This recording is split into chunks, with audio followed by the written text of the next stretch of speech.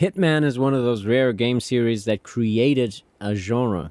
And I think it doesn't get enough credit for that. And it didn't just invent the genre, it's almost the only series in that genre.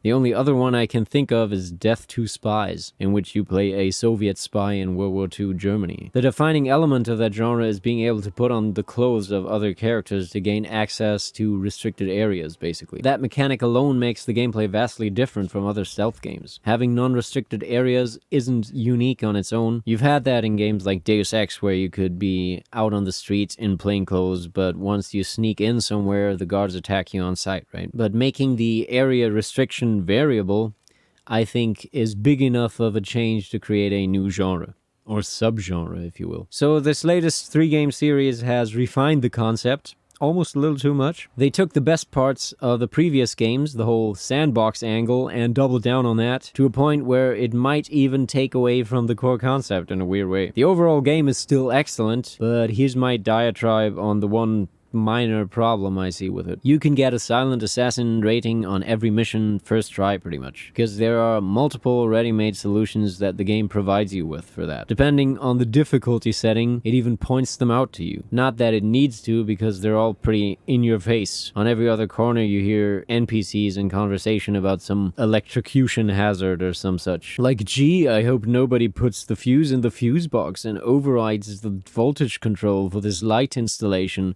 that the target routinely stands in front of. And any accident kill counts as silent assassin, regardless of witnesses. All that business kind of cheapens the other mechanics to a degree, I feel. It's a bit like the series secretly transitioned from genre-defining stealth game to point-and-click adventure. And those pre-made solutions also don't feel as rewarding as, using game mechanics to find an emergent solution, as it were. And then add to that the fact that the levels are more non-linear than non-linear levels normally are, Normally, when you think of a non-linear level, abstractly speaking, you think of something you can find your own path through, but you still have to play through most of the content, right? In Hitman, you can find one solution among many, execute that quite handily, and move on to the next mission and finish the game in a couple of hours, sight unseen. And then you have speedrunners finishing each mission in like 2 minutes without any bug abuse. Now, from what I remember in previous games, you had a harder time getting into restricted areas, getting the disguises for it and whatnot, but I might be misremembering that, but you definitely didn't have so many of those easy, ready-made solutions that basically circumvent the core mechanics. No, those core mechanics are still there in the new series, and they work really well, and they are perfected as well, I think, but often they're not necessary. You can still solve a lot of problems by tossing coins to distract guards, then knocking them out one by one, and there are strategically placed boxes to hide bodies in, but they only take 2 bodies each, so you have to be judicious and all that. And you have all the stealth mechanics, the sneaking, the guard's alertness meter, and the sounds, but then you can also walk around and find the easy solutions and just do that, for the most part. But I guess observing and planning are part of the assassin concept as well, right? All levels have different tiers of restricted areas that require you to find one of the solutions to get in. Like, this area is for civilians, this one's for staff, and the next one is for high-level security only, and stuff like that. But if you take all the things you end up accomplishing in a given level, you don't feel like you did all that much. Maybe that's the issue. You do end up taking an hour to finish a level the first time, but most of it is scouting the solutions, and that doesn't feel like gameplay the same way sneaking around view cones and shanking dudes does, right? Maybe it's because information gathering can usually be done without putting yourself in danger. And there's this weird feeling of solution overload. You scout out a level, you find the solution to go with, but you also find so many other solutions along the way that make you go, or I could have just done that, or that, or that. Makes the whole endeavor feel kind of pointless in a way, Or it could make you go, ooh, I'll try that next time. I don't know. But that's a meta kind of thing, having things outside the game's own narrative be the things that compel you to achieve something, even if it's just the compulsion to consume all the content you paid for. So I'm skeptical about that in general. There are semi-dynamic environmental traps you can use too. Those can be used on any NPC. There's food and drink all over the place that certain NPCs regularly stop at to take a nibble. Those can be spiked with 3 types of poisons: emetic, lethal, and sedative. Sedative puts them to sleep, like knocking them outward, but it's an unlock you have to bring yourself for the most part. Lethal poison kills them outright, and it's always ruled an accident, so that can make things very simple. You only have to get a quiet moment with the piece of food or drink, or you can put on a chef's outfit or something, someone who is allowed to prepare food. And then emetic poison will make the person throw up, which is the most interesting, really. Your victim will take a swig, then walk to the nearest bathroom where you can knock them out or drown them in the toilet, which is also an accident kill, because, you know, toilets are dangerous contraptions, I guess. Then you have like trap stations where you can create a puddle on an electrocution hazard or some such, or an oil spill that you can ignite. So those are also accident kills. Those require you to find tools like a screwdriver or a wrench or something, which you can find in multiple dedicated places in each level. And then you have things hanging overhead that can fall on people and stuff. Also of note, in one of the DLC missions in part 2, they introduced a new trap that they've been using since, and that's a caution wet floor sign that's standing on a spot of wet floor, and you could just pick it up, and now NPCs walking across will slip and fall, which will knock them out. So that is actually quite brilliant. A great bit of interactive comedy. So that kind of stuff isn't as cinematic as the big ready-made target killing solutions, but it feels more emergent, and it's usually trickier to pull off, because you have to lure the guards away to be able to set up the trap and stuff. And it ties into the sort of dynamic mechanics somewhat. The game has these states for characters, you know, knocked down, knocked out, nauseous, and dead. And it's neat when the bespoke stuff with the traps ties into the dynamic stuff. I think bridging that conceptual divide is something to strive for in games generally, even. Anyway, once you've completed a level in the highest rating, you may well feel like you're done with it, right? There are extra items to unlock by using specific solutions, but only some of them are actually useful mechanically, and a lot of them are cosmetic, which is nice, but, you know, something for completionists, I guess. And the developer has a history of adding noticeably cheap content that way, like taking guns already in the game and making a version with a slightly different skin, which is fine for free content, I guess, but kind of lame. Gunplay, I think, is decently balanced against stealth, so you put yourself in some danger going loud on the highest difficulty anyway. I remember there were more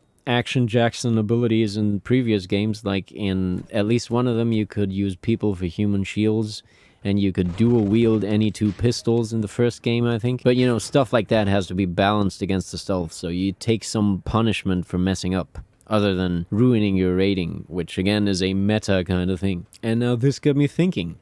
Messing up in stealth games. Are there games where messing up doesn't ruin the whole mission? I mean, not only rating-wise, but also mechanics-wise. Or just narratively. Just the narrative that you're sneaking around unseen, and if they spot you, the alarm goes off, and you have to James Bond your way out, right? That's the angle that is hardest to square with gameplay, I think. You know, if you're a guard in some secret base and the alarm is raised because there's an intruder in the facility and he's shooting the place up, and then a minute later the alarm ends and everybody goes back to their post. Like, must have been the wind. It can be particularly goofy in Hitman when the guards holster their weapons and start bagging up bodies and dragging them to the security room. Then life just goes on. Or also in Hitman where you have those missions that are one big fancy party and you start shooting people and the party doesn't immediately end for good, right? I mean, try that in a nightclub in real life and see what happens. Disclaimer, don't. Unless you're in some sort of holy mission or something. Now, to be fair, there are some missions where the targets escape the level if they get spooked in some circumstances. Or usually they run to some dedicated safe room for a time, and it says, target lockdown. You know, it's a mechanic too, I guess. But it's a weird thing about stealth games. You want the stakes to be high, so stealth is the most reasonable option, but you don't want the stakes to be so high you can never recover if you mess up, right? Now I wonder if there are stealth games where the gameplay and the narrative reality of the game mesh perfectly. you know? Maybe open world outpost clearing games like the Far Cry series qualify. Something where the intruder could realistically have come and gone, you know? I remember in the recent Far Cry games they have a neat system where enemies call for backup if the alarm is raised. I wonder if there are more games with a tiered system like that, where an alarm increases security permanently. Anyway, back to Hitman 3. The plot is just dumb.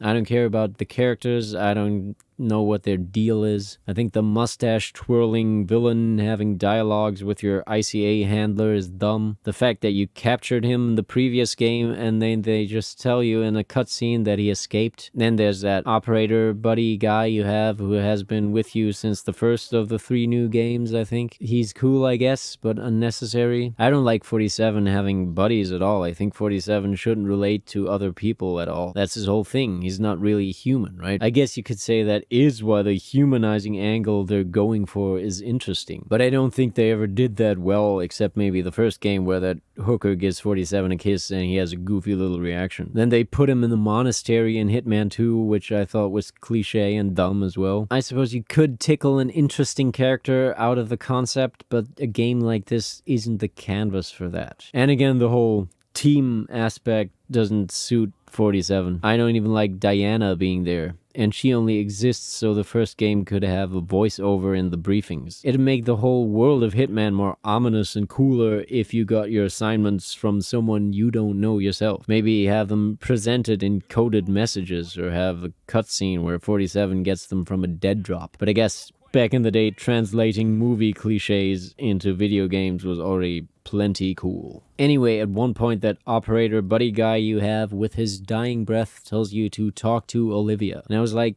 who's that now? Is she that diverse chick from one of the previous games who had half a line of dialogue? Yes, she is.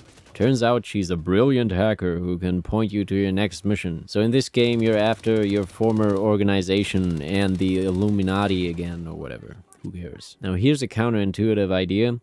I think the story would be better if it were just unrelated assassination missions. You can still do the all your targets are actually evil thing if that makes you feel better, you wuss. Come to think of it, that was what the first game was like, and then it turned out your targets are in fact all connected in some way, and then you got a final mission that relates to 47's origin or whatever. But I think even that cheapens it in a weird way. I think the story should be playing out divorced from 47's character or even his organization, and then 47 comes in to crash the party. Like you're an agent of change in a much bigger world, you know? One man can make a difference and all that. And you make that difference by targeted violence. That's the beauty of assassination. So that's what I have to say about the story, I guess. Anyway, I think it's interesting how the genre has evolved with this new series. They totally leaned into the sandbox aspect, maybe even to the detriment of the core mechanics. It would be cool to see more games take on the Hitman-like genre and add their own twists and stuff. You know, see what other directions the whole thing can go, right? They did make the levels in a way to provide extended possibilities, namely there are types of bonus missions set in the original levels but with different targets, and players can create that kind of mission themselves, and you can play those made by other players too. Then they also made conversions of the original levels with new props on a different time of day and stuff, and there were a couple of those in the previous games. They tended to have a smaller scope, as in they played out on only part of the original level, but they were a pretty good way to make use of what the game already provides, right? So there's more to do than just the main missions, and they've added seasonal event missions and stuff over the years. Also important to note, you can play the entirety of the first 2 games from within the third one if you either already own them or you buy a special DLC that unlocks the legacy missions. And you share item unlocks across campaigns as well, so that's neat. So New Hitman is great, but I'm not entirely convinced it took the genre in the best possible direction. It did, however, pull it from the edge when they reversed course after Hitman Absolution, which attempted to morph the series into knockoff Splinter Cell, from what I gathered. Absolution was a Square Enix joint, I think. These new ones are developer-led, like independent or semi-independent, I'm not sure. Mind you, I don't know how they could improve the flaws, what little flaws there are with New Hitman. I suppose you would have to make more dynamic game mechanics and tie the traps and the solutions in with those somehow, but that's big new game stuff, right? not extra levels for the same series stuff, which is what each successive title was in this 3-game series. They had some graphical improvements and some gameplay changes, like NPCs can now see you through the mirror ever since the second one, I think. In the meantime, I guess they could make the solutions more convoluted or something. I don't know. But the game is good as it is, don't get me wrong. Just, they could get more out of it. So overall, definitely a recommend. Good game. But if you want to get the most out of it, there has to be a little bit of a completionist in you. It sucks that it's always online, though. Now, I'm aware this isn't really a review. I haven't laid out all the features for you and whatnot, but I think that's not all that people watch videos like this for, right? Anyway, here's an ad for a video game that I have made. Slasher's Keep is a first-person roguelike with a focus on melee combat and loot. It has randomly generated dungeons with orcs, mole rats, and other monsters to fight, lots of loot to find, and a drag-and-drop weapon crafting system. I made it all by my lonesome, and it's available for PC on Steam.